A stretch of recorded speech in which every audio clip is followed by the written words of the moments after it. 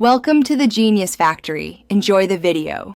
You start by preparing the essential tools and creating clear access. Use a Phillips and 1/4 hex key. Keep a flashlight handy. First, hold the knob and retract the latch so the door won't swing. Next, remove the visible faceplate screws and carefully prise off the trim. This exposes the spindle and latch. Once done, inspect screw holes and the spindle for wear so you know which part to remove or replace. Make sure to keep screws in order and photograph orientation for reassembly.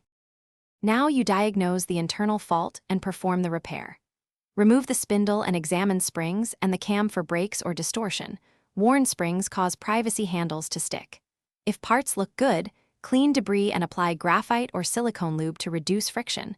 Avoid oily lubricants that attract grime. Replace any broken springs or a bent spindle, then reinsert parts and rotate the knob to confirm smooth travel. Once you see consistent operation, loosely reinstall screws so you can fine-tune alignment. Finish by aligning and testing the handle so it works reliably.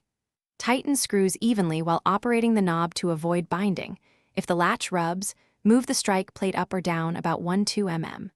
Test the lock button and both sides of the door to confirm full privacy engagement and release. If the handle still sticks or the lock won't disengage, replace the entire latch assembly. This is the simplest cure when internal parts are excessively worn.